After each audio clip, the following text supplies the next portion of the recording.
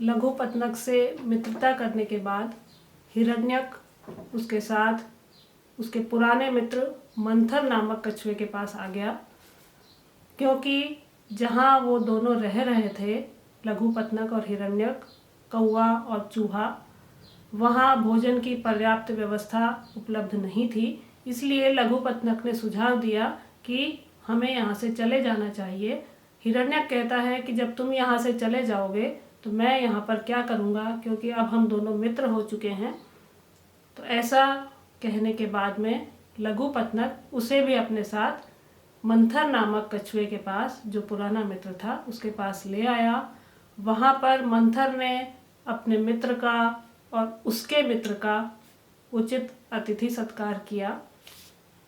और उसके संबंध में हमने श्लोक भी पढ़े थे कि अतिथि क्यों महत्वपूर्ण होता है, उसका सत्कार कैसे करना चाहिए, उस संबंध में हमने कुछ श्लोक भी पढ़े थे। इसके बाद आज हम केवल कथा पढ़ेंगे, कोई श्लोक नहीं पढ़ेंगे। और कथा 5वीं है, सन्यासी मूषक कथा। सन्यासी का नाम है चूड़ाकर्ण और मूषक, जो अभी तक हम पढ़ रहे हैं, हिरण्यक ही है। और ये कहानी भी हिरण्यक मंथर को सुनाता है।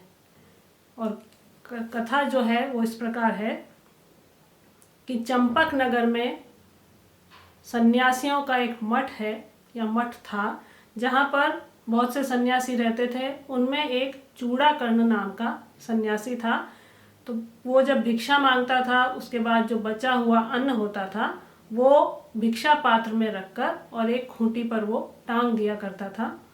तो हिरण्यक बता रहा है कि ऐसा मैंने देखा था, और जब वो खूंटी पर टांग देता था तो मैं प्रतिदिन उछलकर उस अन्न को खा लेता था, उस भिक्षा पात्र में कूदकर और उस अन्न को खा लेता था। एक दिन उस सन्यासी चूड़ाकर्ण का मित्र वीणाकर्ण वहाँ पर आया और चूड़ाकर्ण ने उससे कहा कि मेरा जो लाया हुआ अन्न है वो पता नहीं कौन खा जाता है, मैं यहाँ पर टांग कर रखता हूँ और मुझे प्रातःकाल वो मात्रा में कम दिखाई देता है।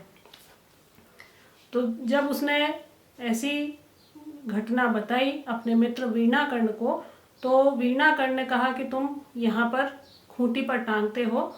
तो उसने देखा और वो समझ गया कि इसके पीछे कोई कारण है, कि यहाँ पर अवश्य कोई ना कोई चूहे का बिल होगा और वो चूहा ही तुम्हारे अन्न को खा लेता है। और ऐसा कहकर उस वीणाकर्ण ने मेरे बिल को खोद डाला। मेरे मतलब हिरण्यक कह रहा है कि जब मैं उसके अन्न को खा लेता था, चूड़ाकर्ण को पता नहीं चला, लेकिन वीणाकर्ण जो था वो चतुर था और उसने पता लगा लिया कि इस अन्न को खाने वाला संभवतः कोई चूहा ही है। और उसने ऐसा सोचकर जो मेरा पूरा बिल था उसे खोद डाला और मेरा जितना भी जो धन था मैंने एकत्रित कर रखा था उसे ले लिया।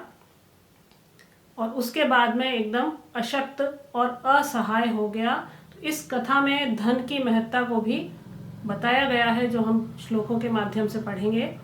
तो उसने कहा कि जब उसने मेरा बिल भी तोड़ दिया, खोद दिया और मेरा सारा धन भी ले लिया और मैं असहाय हो गया, और इसलिए अब मैं आपकी शरण में आया हूँ अपने मित्र लघुपत्नक के साथ में। तो मंथर ने कहा कि आप कोई चिंता मत कीजिए, आपने उस समय लालच किया, अति संचय कर लिया, बहुत सारा धन एकत्रित कर लिया, और उस धन को एकत्रित करने के साथ साथ आपने उस सन्यासी के अन्न को भी खाना चाहा, खाया भी, और उसी कारण आप वीणाकर्ण की पकड़ में आ गए और इसके लिए आप अन्न से भी गए और धन से भी गए। तो ऐसा हो गया, आपको दुख झेलना पड़ा। तो अति संचय नहीं करना चाहिए, ये इस कहानी में शिक्षा प्राप्त होती है। तो अति संचय, बहुत अधिक इकट्ठा करना, संग्रह करना, जो प्रवृत्ति होती है वो दुख का कारण होती है। उसका उपभोग नहीं किया जा सकता, लेकिन वो किसी न किसी तरह से व्यर्थ हो जाता है, ये यहाँ पर बताया गया है। जैसे चूहे ने भी अन्न के लालच में अपने बिल का पता वीणाकर्ण को दे दिया, और वीणाकर्ण ने जब उसका बिल खोद लिया, उसमें एकत्रित उसका धन सारा उसने ले लिया। तो अति संचय, बहुत अधिक इकट्ठा करना बुरी प्रवृत्ति होती है। तो ये यहाँ पर इस कथा से हमें शिक्षा मिली है।